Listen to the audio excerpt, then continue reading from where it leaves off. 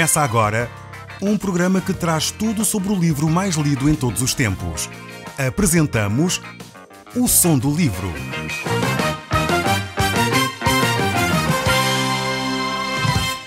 Seja muito bem-vindo. Neste podcast vai encontrar o livro mais conhecido e lido em todo o mundo. Vamos levá-lo numa viagem pela história da humanidade.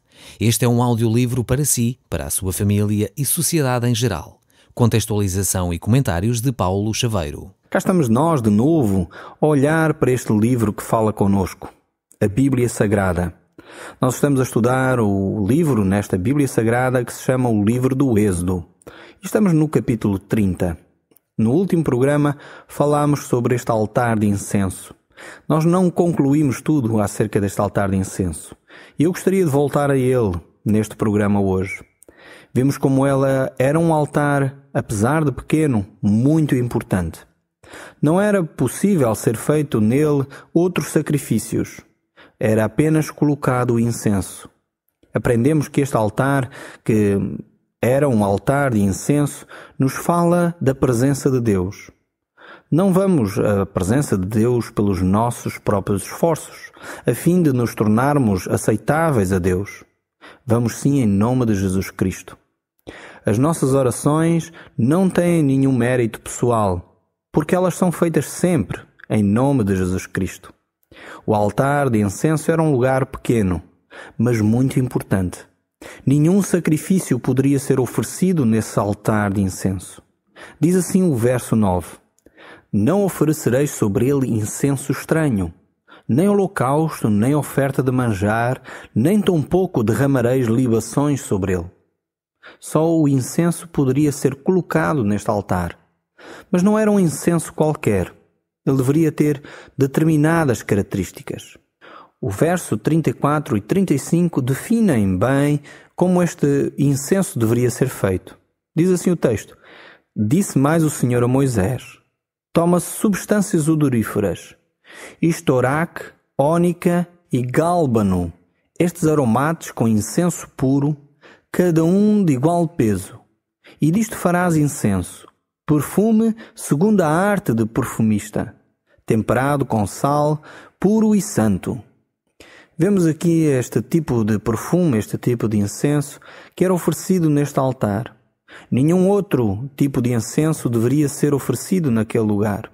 Para o fabrico deste incenso era usada uma fórmula que é totalmente desconhecida para nós nos nossos dias. Por isso eu não vou entrar aqui sequer no comentário destas questões. O importante era verificar que Deus não aceitava qualquer tipo de incenso, qualquer tipo, diríamos nós, de outra maneira, qualquer tipo de adoração. O verso 38 continua: Quem fizer tal como este para o cheirar, será eliminado do seu povo. É interessante ver que Deus não aceitava qualquer tipo de incenso diferente feito pelo homem.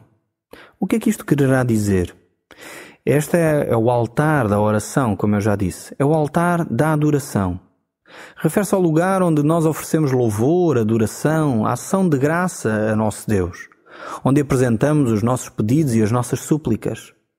O facto é que Deus só aceita o tipo de perfume aqui mencionado neste texto, o tipo de adoração que era feito desta forma. Não devemos procurar adorar ou agradar-nos a nós mesmos com a adoração. É interessante ver que este tipo de perfume não deveria ser para ser agradável ao homem, mas sim a Deus.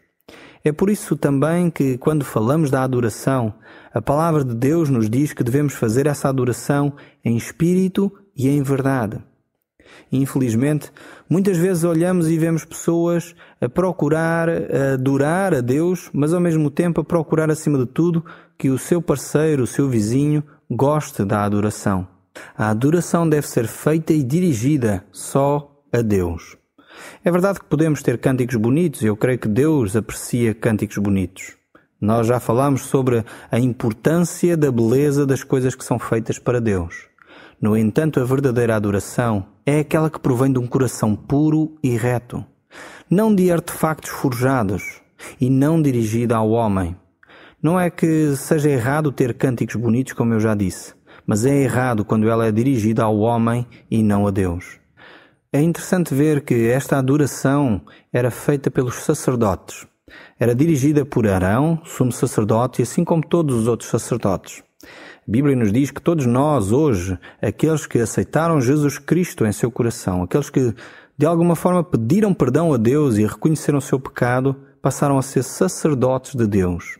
Isso nos diz a Bíblia em 1 Pedro. Arão era então aquele que era responsável pela queima, a ofrenda do incenso neste altar a Deus.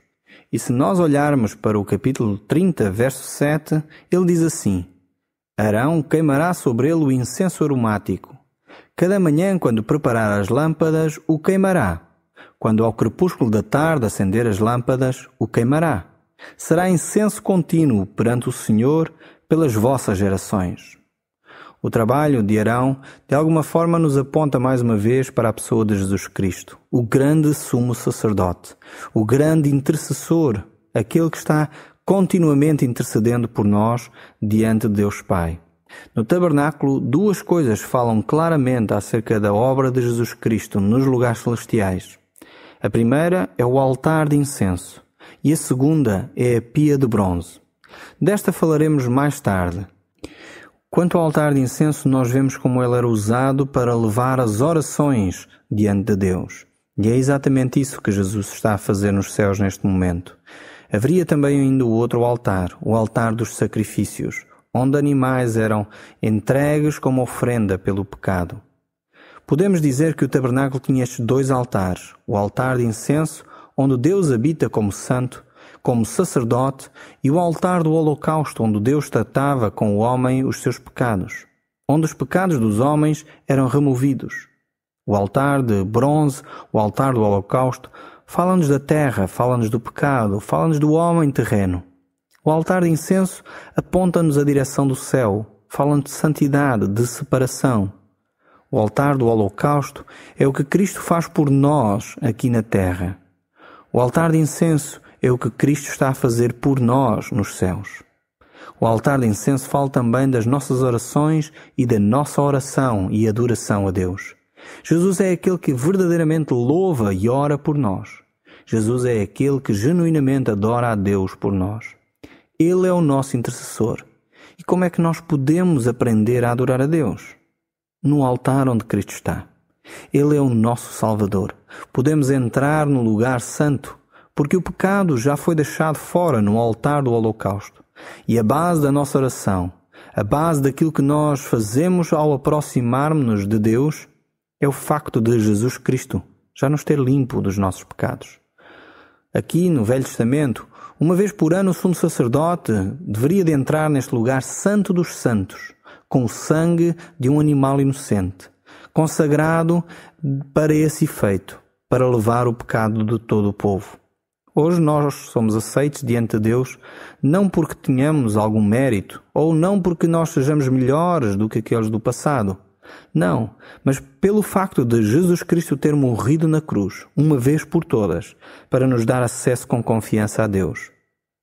O Evangelho de São João, no capítulo 15, verso 16, diz: Não foste vós que me escolheste a mim. Pelo contrário, eu vos escolhi a vós outros e vos designei para que vades e deis fruto, e o vosso fruto permaneça, a fim de que tudo quanto pedirdes ao Pai em meu nome, Ele vos-lo conceda. Temos de orar em nome de quem?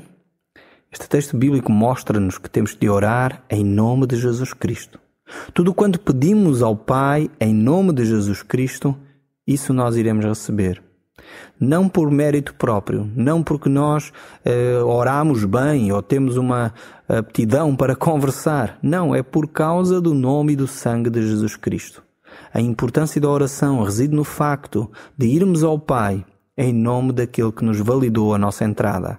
E esse nome é o nome de Jesus. O dizer a nossa oração em nome de Jesus e terminá-la muitas vezes em nome de Jesus, amém, não é o tipo uma senha, um chavão para nós podermos entrar junto do Pai, não. O orarmos em nome de Jesus significa que nós devemos em primeiro lugar ouvir o que Jesus tem a dizer sobre esse assunto. Significa que quando nós falamos com o Pai é porque já ouvimos aquilo que o Filho nos disse acerca deste assunto. Então, nesse sentido, a oração, mais do que eu chegar diante de Deus e apresentar um pedido, ou fazer quase um peditório a Deus, a oração, mais do que isso, é um diálogo com Deus. Significa que, em primeiro lugar, eu tenho que estar atento àquilo que Deus me quer dizer, àquilo que o Filho me diz para eu dizer ao Pai. E quando então eu vou à presença de Deus Pai, em oração, aí eu vou em nome de Jesus. Talvez, usando um exemplo dos nossos dias, talvez seja mais fácil entendermos o que isto significa. Se o seu chefe ou o seu patrão lhe diz para ir a determinada empresa pedir alguma coisa porque ele mandou, você não é livre de chegar lá e pedir outra coisa diferente. Você deve pedir aquilo que o seu chefe ou o seu patrão disse para fazer. Ou seja, você vai em nome do seu patrão. E por isso, chegando lá, tem a autoridade para pedir o que vai pedir. Não é você que inventa aquilo que precisa, mas é aquela pessoa que o enviou que lhe dá autoridade para isso. Na nossa oração, quando nós lemos este texto que acabamos de ler do Evangelho de São João, nós devemos ter esta ideia presente na nossa mente. Que quando nos dirigimos ao Pai, devemos fazer em nome de Jesus Cristo. E isso significa que vamos falar com o Pai aquilo que Jesus já nos disse para nós pedirmos. É por essa razão que nós recebemos os pedidos que estamos a fazer. Porque estamos a fazer de acordo com a palavra de Deus, de acordo com a pessoa de Jesus Cristo. Nós temos de ir à presença de Deus por meio de Cristo. Jesus disse: ninguém vem ao Pai senão por mim. E ainda disse em outro lugar: há um só Deus e um só mediador entre Deus e os homens, Jesus Cristo, o homem. Deus nos ouve quando vamos a Ele por meio de Cristo. É por isso que Deus nos ouve. O verso 8 continua, no livro do Êxodo, voltando agora ao nosso texto. Será incenso contínuo perante o Senhor, pelas vossas gerações. Isto nos mostra que o louvor, a oração a Deus, tem de ser contínuos. Não é algo que acontece ao domingo de manhã ou uma vez durante a semana quando nos lembramos. Deve ser algo que acontece constantemente. Devemos orar sem cessar. Diz o texto bíblico no livro de Tessalonicenses, no seu primeiro livro de Tessalonicenses, capítulo 5, verso 17. É um verso bem pequenino, que diz: orai sem cessar. Então isto deve ser uma atitude contínua. Em cada ato da nossa vida, em cada momento do nosso dia-a-dia, devemos estar em constante oração, em comunhão com Deus, em intimidade com Deus, ouvindo aquilo que Deus tem para nos dizer, mesmo através das circunstâncias. Arão tinha de oferecer incenso cada manhã e também à tarde. Quando o sumo sacerdote entrava no lugar santo para oferecer incenso e ficava lá muito tempo, sabe o que é que acontecia? O incenso perfumava as suas vestes. Quando ele saía, o povo sentia o odor destas vestes. Isto nos fala de um tipo de perfume muito precioso. O sumo sacerdote passava ao povo este aroma, esta presença de Deus.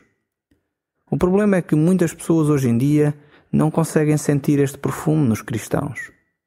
O verdadeiro perfume da oração.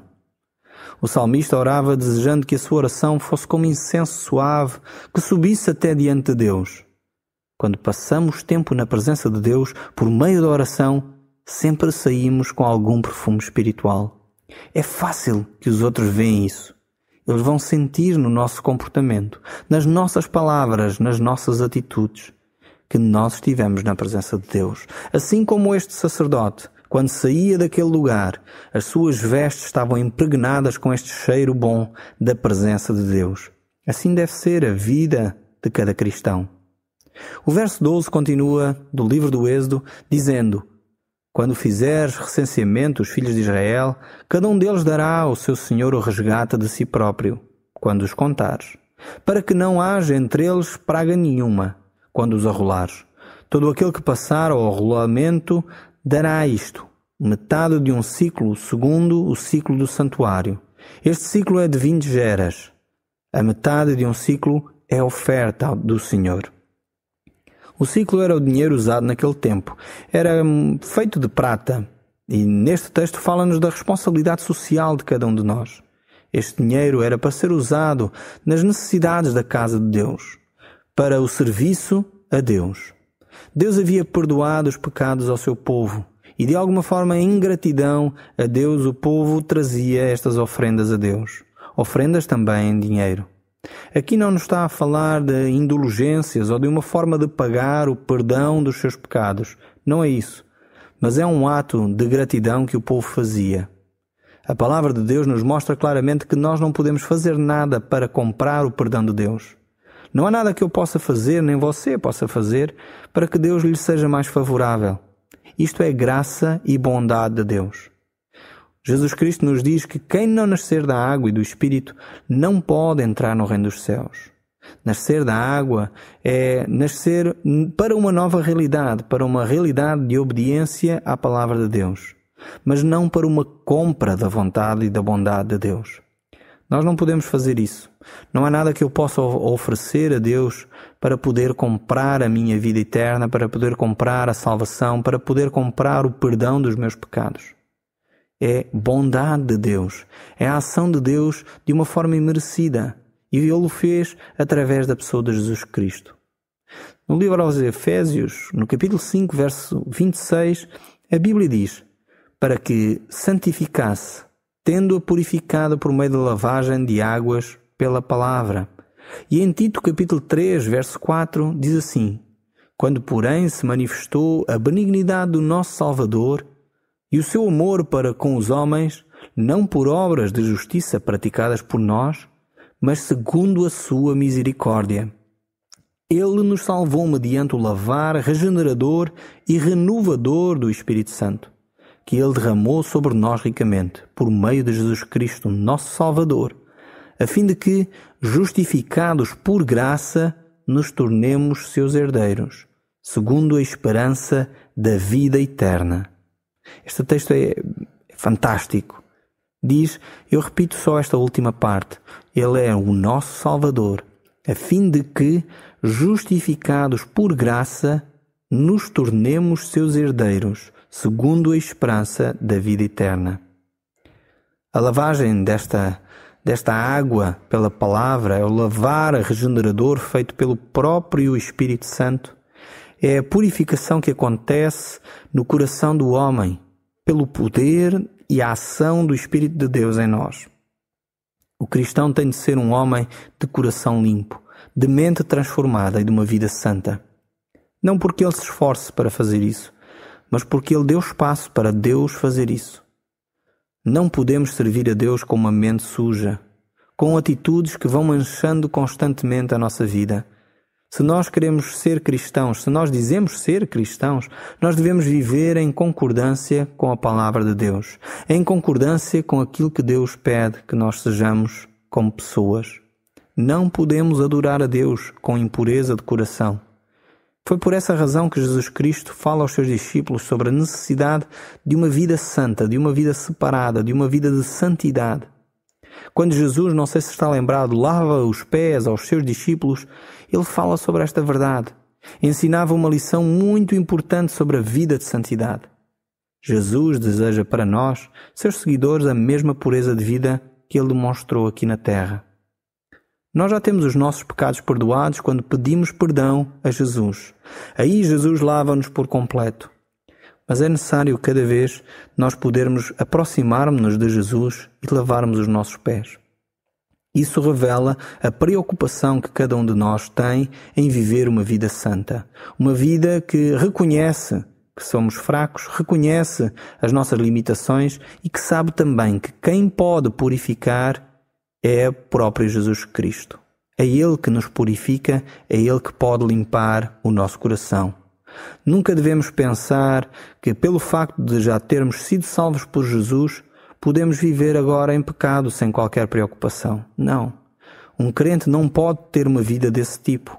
A salvação em Cristo dá-nos uma vida eterna, dá-nos uma comunhão com Deus, mas não espaço para viver uma vida de libertinagem ou uma vida que não se importa com a ética ou a moral ou o dia a dia.